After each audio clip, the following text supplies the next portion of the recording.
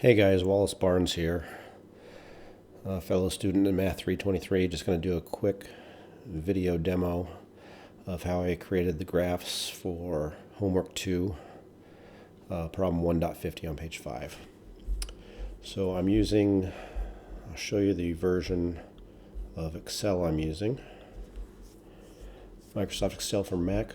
It's the Office 365 that you get for free through the college.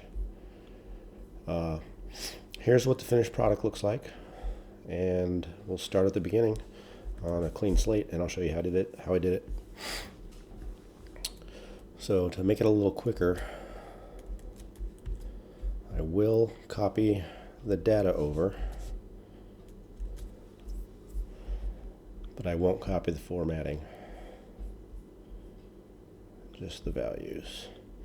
Okay, so when you first input data into Excel, you can do it either in columns or in rows. Normally reserve the rows for the headings, and the columns have the raw data. And so we had to change up the way the data was given to match that. Once the data is inserted, I normally like to change the size of my cells to match the width of my text. So if I just select that and double click like that, it magically changes to the proper width to show all the text. You select that, double click when it does that double thing, and there we go. We've got all the data input. Everything's looking pretty good so far. Let's select everything. I don't like the way Excel by default puts numbers and stuff. I like everything to be centered up. So there we go. Data's looking a little bit better. To clean it up even a little more, I like to select everything, paint it white for the background, and then just put borders around the applicable data. Okay, we look really good now. Only thing left to do to make our data complete is to put our numbers in the same format as was given. So for instance, the number of personnel looks like those were given in decimal numbers. So let's change that. That whole column I'm selecting, I'm changing it to a number format. And there you go. 1 decimal place. That looks good. These federal fishing areas that are closed, those need to be a percentage. Just click up here and change that to a number. Once it's a number, we can change it to percent, like that. There we go. And those 2 columns look good. The last column, G, that one I have to change similar to column C. So I'm going to change it to a number format. And there we go. So it looks like all our data looks correct. We've got the days on the left. We've got all of our data headings on the top and all the data in columns. So our next step is to make the 3 graphs that question 1.50 asks for. The first graph is a line chart displaying the number of personnel over a 51-day period. So what we got to do is select 2 columns. Our day column is all selected. I'm going to hold down Command on a Mac, but you'll hold down Control on a Windows computer. And then the number of personnel in thousands. We have our 2 data columns that we want in our chart. So I'm going to go over here, and the chart we want is a line chart. There we go. Number of personnel in thousands in a line chart.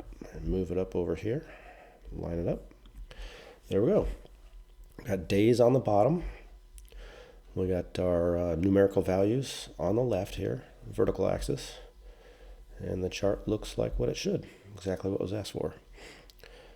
Next chart is a bar graph to display the percentage of federal Gulf fishing areas closed. So again, I'll select this column. I'll hold down my Command and select the column asked for. Go back to Insert. This time it asks for a bar graph.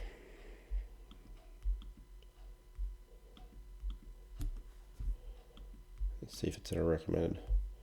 Oh, there's a nice clustered bar. Looks like exactly what we're looking for. So I'll go ahead and select that. And there we go. Some people don't like the horizontal bar graphs. They like the vertical ones. For this data, I tend to prefer this one here. And for the last graph, it looks like we need a line chart for the amount of dispersants used over the period. So let's select our first column again. Dispersants used. Insert. Another line one. And there you have it. The 1,000 gallons of dispersant used over the period in question. It's almost a straight line.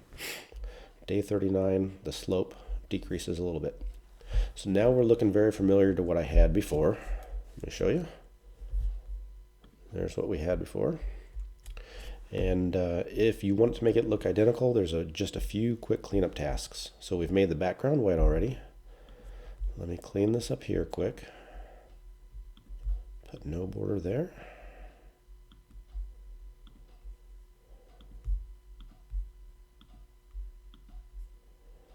What I normally like to do is put a thick box border.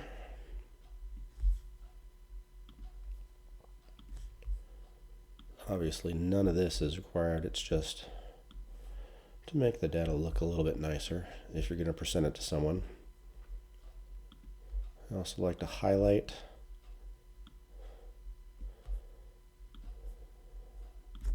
that there. Okay, that looks great. Now I like to get rid of a lot of times you have data that just fits on one page and then you can accidentally scroll out of it. Way we can get rid of that, let me select this, and there's a shortcut by holding Control Shift right arrow. I'm going to hide all those. Now I can't scroll out of there. I can only scroll down. So let's hide all those going down. Again, we'll hit Command Shift down arrow. It'll select all those rows. I'm going to hide them. And now I don't have any data out of my, or any rows that are out of my data area. As the last thing, I'm going to click on View and hide my headings. Look at that. We have one nice clean sheet of data and the 3 graphs in question. The graphs, to copy them to a Word product, select them, do Control C, put them in Word, and Control V. And that is it. Thanks for watching.